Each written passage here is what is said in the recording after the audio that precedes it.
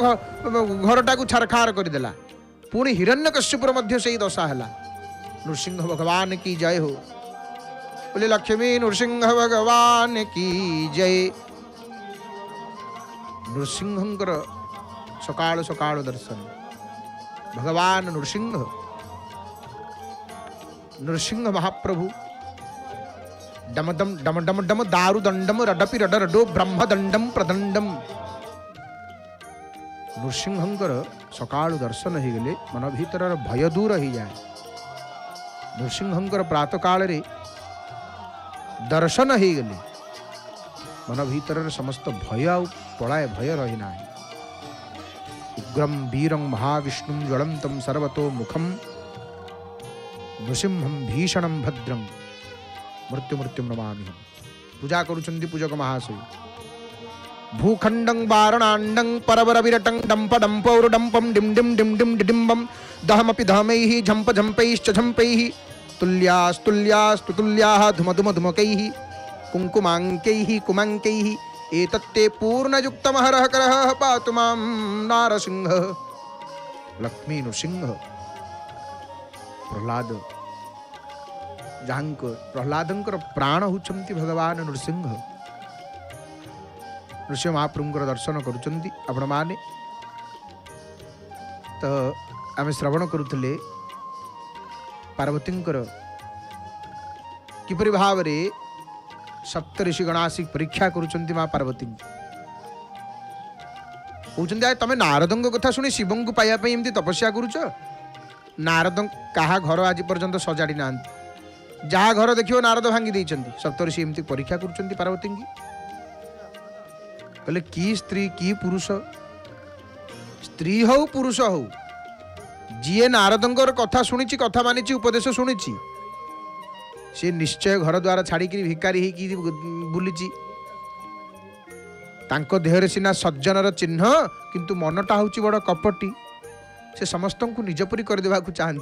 सप्तऋषिगण कहउचंती माँ पार्वती को से नारदंक कथा को विश्वास कर तमें एमती गोटे उदासीन निर्गुण निर्लज को स्वामी करने चाहूछ। सप्तऋषिगण परीक्षा करुचंती। निर्गुण निर्लज कुबेश कपाली शिवंकर स्वरूपर केमती सप्तऋषिगण वर्णना करुचंती। दर्शक आपण माने से पद को शुणंतु रामचरितमानस। निर्गुण निर्लज कुबेश कपाली अकुल अगेह दिगंबर व्याली कहु कवन सुख असबरु पाए भल भूली हूँ ठग के बौराए। पंच कहे शिव सती विवाही पुनि अव डेरी मराए निताही। तमे शिवंक जांकर कूल नाही घर नाही जे उलग्न होकर बुलू थांती साप गुड़ाए अलंकार करी देह सारा गुड़े होती सेपरी स्वामीटीए पाइले तुम कौन सुखरे रहिबो। सप्तऋषि परीक्षा करुचंती पार्वती। आए तमे सही ठक नारदंकर प्रभंजनार पड़िक बड़ भूल करिच। आज ये कथा कहउचंती ठक बोली कहउचंती नारदं को भल बुलीहु ठग के बौराए।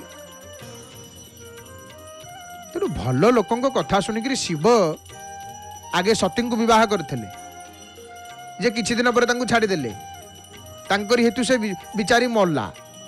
सप्तऋषि माने एमती कहउचंती एथर शिव निश्चिंत भिक मागिक खाऊंती आराम रे सोई पड़ुचंती। जे स्वभावतः एकुटिया रहिबा को भल पाती तांको घरे केउ स्त्री लोकटा रही परिबो भलरे कहिलो शांति रे सुख रे। आम कथा मान शुण पार्वती। सप्तऋषि केमती कहउचंती पार्वती की देखंतु। पार्वती तेतबेले तपस्या करुचंती भगवती सप्तऋषिगण आसिक पार्वती कहउचंती शुण आम कथा मान आमे जहा कहूछु ना कौन ना आमे तम पाई गोटे बढ़िया बर देखीचु बढ़िया पात्रटीए देखीचु ठीक करिचु आ से भारी सुंदर अति सुंदर सुचि सुखद सुशीला भारी सुंदर सी आमे जो पात्रटी तम पाई देखीचु हे पार्वती से भारी सुंदर भारी सुखद पवित्र आउ सुशील वेदगण मध्य तंकर जस को लीला को गान करती से सकल दोष शून्य तांका भितर कौन दोष नाही से सर्वगुण संपन्न लक्ष्मीपति वैकुंठ निवासी श्रीपतिपुर वैकुंठ निवासी दूषण रहित सकल गुण राशि तांका भितर कौन दोष नाही हे पार्वती आमे तमर मिलन करईदेबू एतिकी कथा शुणी देकरी पार्वती हसिबा को लागिले पार्वती माँ हसुछंती सुनत बिहसी कह वचन भवानी हसी हसिक माँ पार्वती कौन कहउचंती कहले हे ऋषिगण शुण तमे कहल एथर मु कहूची मो कथा शुण सप्त ऋषिगण शुणुचंती माँ पार्वती कहउचंती आ आपण माने मध्य ध्यान सहित शुणंतु हे मोर प्रिय बापा माँ भाई भणी माने जय जगन्नाथ टीवीर सीधा प्रसारण रे पावन पुरुषोत्तम क्षेत्रु आपण माने सुंदर दर्शन करुचंती पतित पावन नारायणंकर सुंदर दर्शन नृसिंह महाप्रभुंकर सुंदर दर्शन तो माँ पार्वती कौन कहउचंती सप्त ऋषि को सत्य कहेउ गिरिभव तनु एहा हठ न छूट छूटे बरु देहा कनक पुनि पाषाण ते होई जारे हूँ सहजुन परिहर सोई किमिति अनन्य प्रेम जहाँ को अनन्य भक्ति कहा जाए माँ पार्वती एठी शिखौचंती माँ बाटमंगलांकर वेश श्रृंगार को दर्शन करुचंती दुबटीए नहीं मंदार पुष्प दुब मस्तक लागी कले अनन्य भक्ति केमिति कहा जाए आपण माने देखंतु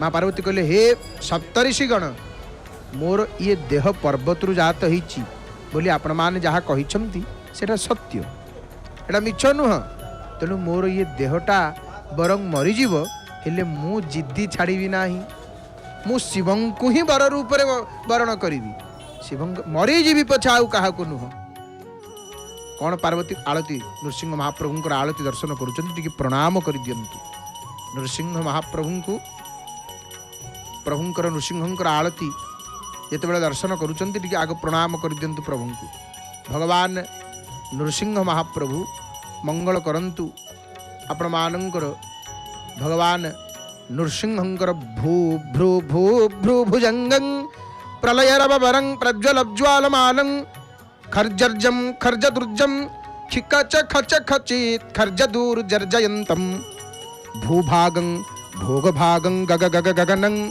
गर्दमर्त्युग्रगण्डं स्वच्छं पीयूच्छं स्वगच्छं स्वजन जननुत पातु मां नारसिंहम् माँ पार्वती कहले शुण ये मोर देह ये पर्वतरु उत्पन्न होता सत कथा मो देह पछे